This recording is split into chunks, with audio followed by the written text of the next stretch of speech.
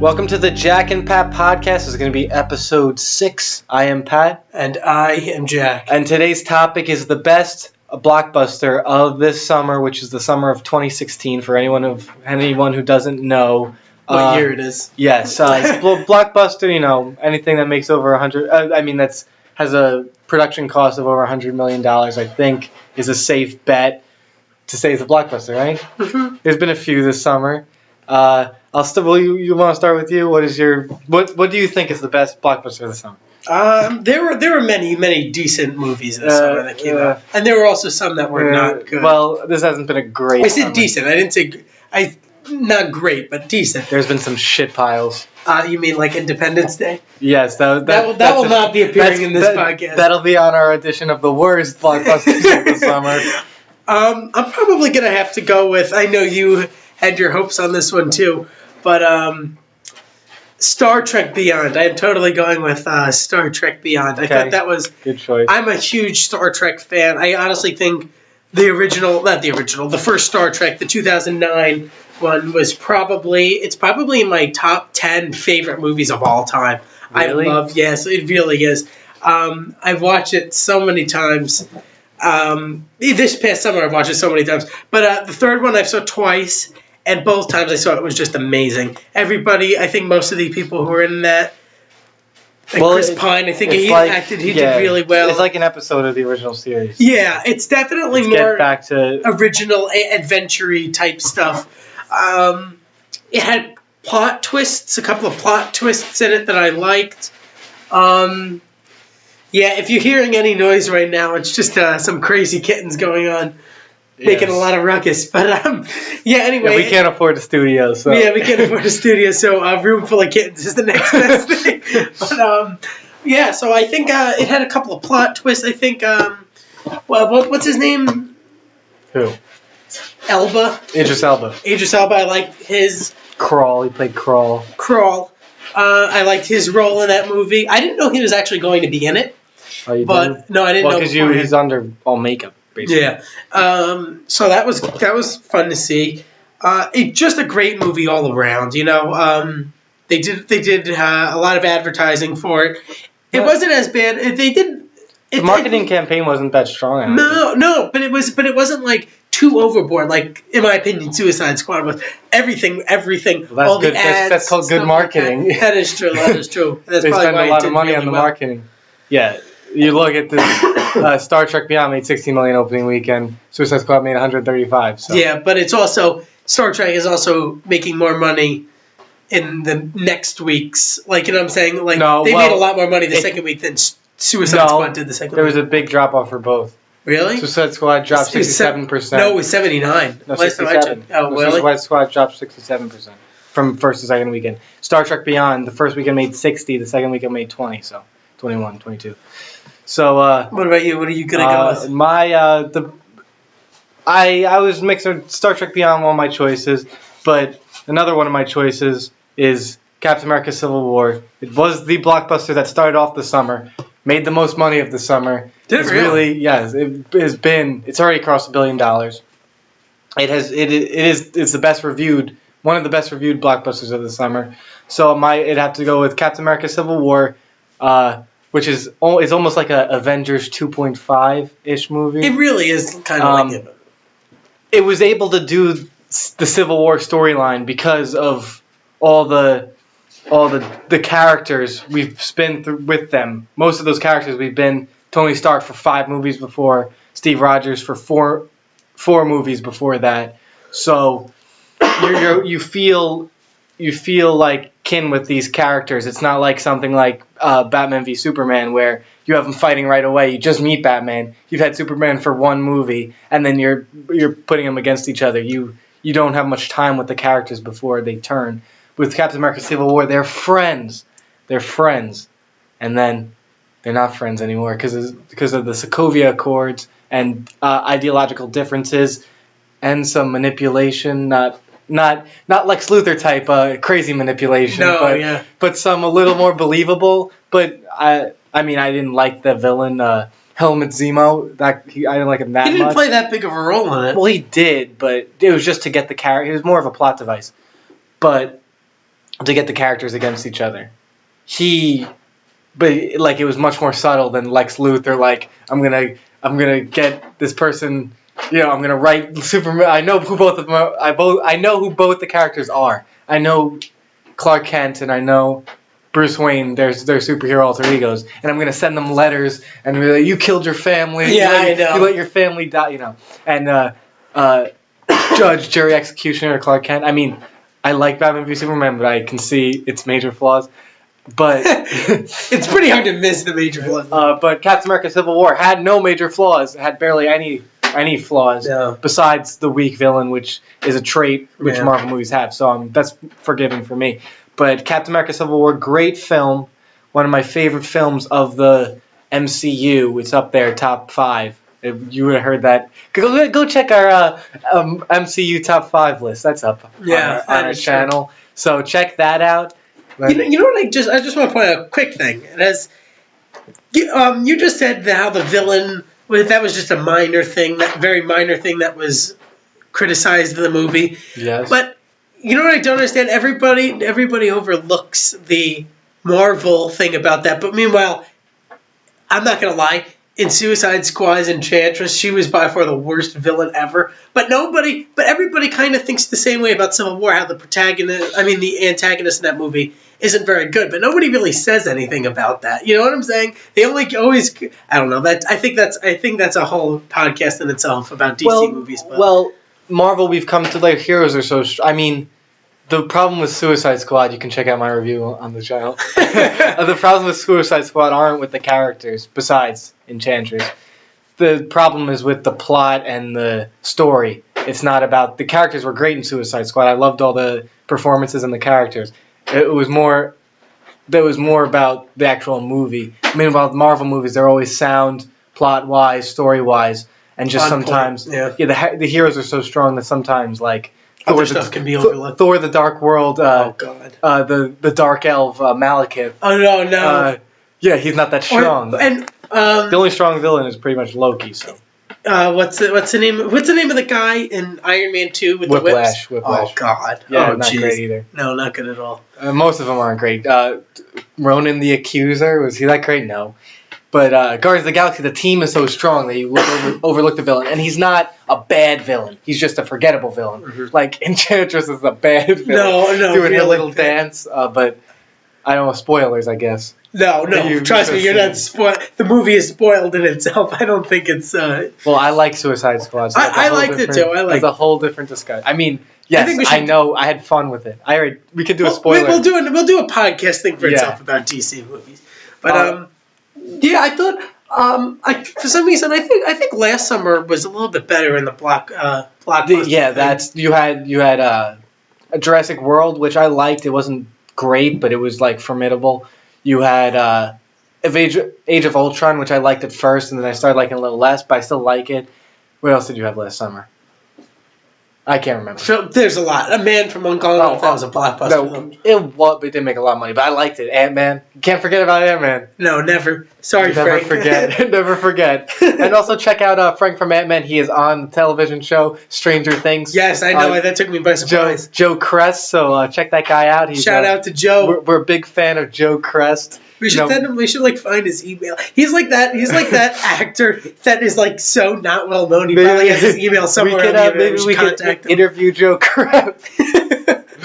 Maybe we might get 3 more views. The Frank from Ant-Man. So you picked Star Trek Beyond, Captain America: Civil War, which I would argue are the 2 best blockbusters of the summer. I enjoyed them thoroughly. Best blockbuster of the summer. There's other movies. There's other movies I like more.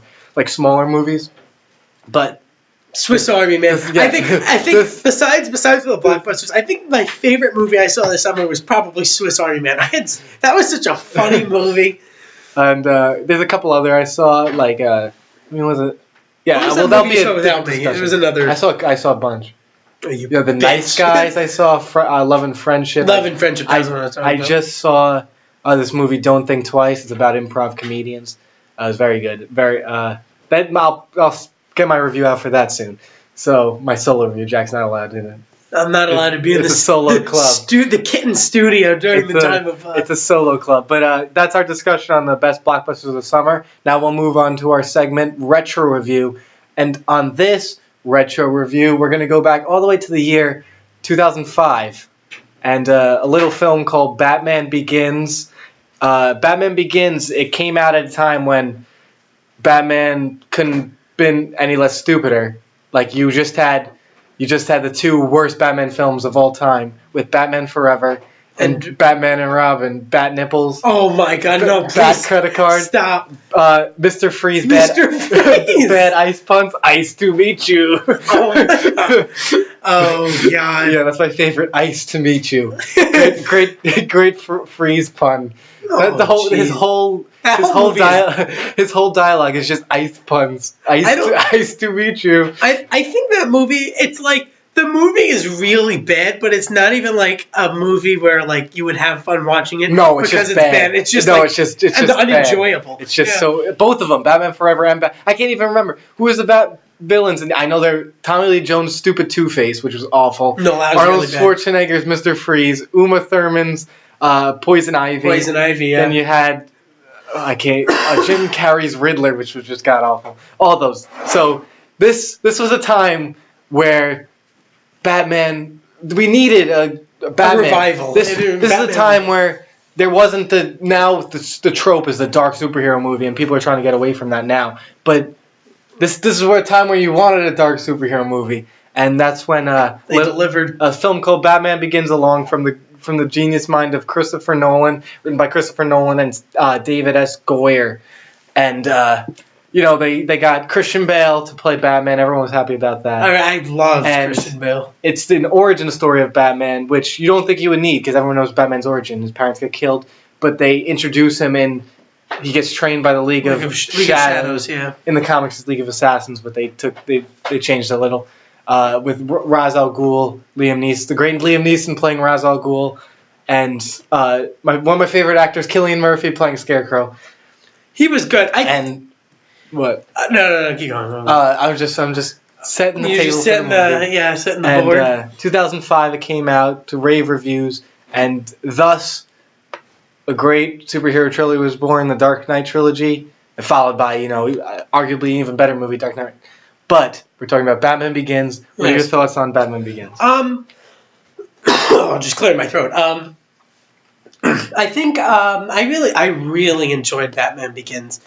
Like Pat said, it's not a story that's usually told, unlike I think Captain America and stuff, Superman 2, those are just two movies where usually whenever a movie comes out, they always do an origins type one. More so Superman. Like every Superman movie they made where he's like growing up on the farm with blah, blah, blah. Spider-Man 2. Also, that's another one where they always make origins.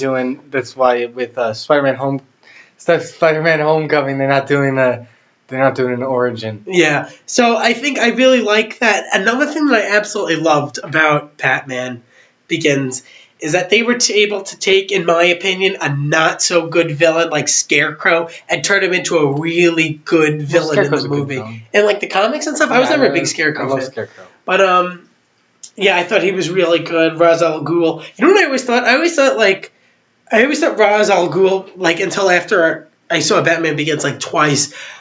When he's being trained by the League of Shadows, I thought Ra's al Ghul was that Asian guy. Well, that's what they had you believe. Yeah, but it was really Liam Neeson. Yeah, Liam Neeson. I thought that phenomenal movie. Christian Bale did a great job. Liam Neeson is, Liam Neeson. He'll always be Liam Neeson. What's the name of the guy that plays Alfred? Oh, what's his name? Well, Michael Caine. Michael Caine, yeah. Michael Caine. I can't do a British accent. Forgive me. He did a great job, phenomenal job. Me personally, I actually liked the girl that played Rachel in Batman Begins a lot more than the... Katie Holmes instead of Maggie Gyllenhaal. Yeah, I wish Katie Holmes came back. I mean, I like Maggie Gyllenhaal. Did she just choose to leave? I'm not sure. No, she did a movie with... it was like some about money. It was with Queen Latifah. It was a shit show. But yeah, it's a stupid decision. What Much else? like the decision of hers to marry Tom Cruise, but Geez, that's a conversation. That's a whole in other itself. conversation. We should do a podcast. No. What was I going to say? If you hear the kittens again, I apologize. But what was I saying? God, stop saying bro. Get the hell out of here. You're talking about the character Rachel Dawes. Yeah, I thought she was. I liked her a lot more than the one that was portrayed in Dark Knight. Another thing I love, Gary Oldman. You know, Gary Oldman will, at the end of the day, always be Gary Oldman. Another thing that I really like, this is not only about Batman Begins, but in the other movies, Dark Knight and The Dark Knight Rises, they always connect things that were previously said from Batman Begins. Well, it's a true trilogy. Yeah, it's why really it's true. a trilogy from the same mind, it's one entire vision by Christopher Nolan. So. And in my opinion, Batman Begins really revived DC. You know, it really revived the Batman brand. It definitely that, and I think DC in itself, because you know what, after that trilogy was over, they kind of were pushing to get the DC universe going with Justice League and everything. But it was a really great stepping stone for. I mean, me personally, I would have taken another direction of where DC's going now, but it was a good foundation. Jack, the great producer. Yeah, really. Batman Begins is one of my. I love this movie. It's not the same. Dark Knight I like a little bit more, but Batman Begins is right up there. It's a great origin. Some people say the first hour is slow. I will combat that. Oh, really? Yeah, I don't think it's slow. I love the first hour. I love how it starts out with him and he falls into the thing, and then he wakes up in the prison, and then he gets pizza, blah, blah, blah. Uh-huh. And then he's training with Ra's al Ghul, and he goes back to his childhood while he's telling Ra's al Ghul about it. And, you know, with the bats and, like, with his parents dying, and then Ra's al Ghul trying to fight him, and then he says, you know, your father wasn't strong enough or whatever, and then he gets angry and whatnot. I do have one gripe with the film. Oh, really? One, when instead of killing one person, he sets the whole thing on fire and probably kills way more people. Are you talking about when in the League of Shadows? Yeah. Oh, that guy who he was supposed to kill probably died anyway. Yeah, no, and more. With the fake Ra's al Ghul died. Everybody's exploding. A bunch of them died. No, that was in my opinion. That's my only gripe with the film. I saw Batman Begins again. I think 2 weeks ago, so it's still fresh in my mind. I was noticing that he's like, I will not kill this man, and meanwhile barrels are exploding from him, and everybody's getting thrown out the building. Yeah, that's my only gripe with the movie, but I love it otherwise. I like that they improved upon the suit in The Dark Knight. And yeah, Batman Begins, great movie. Great movie. Me personally, I think I might be the only person out there who. No, I bet there are others. Everybody's a big Dark Knight fan.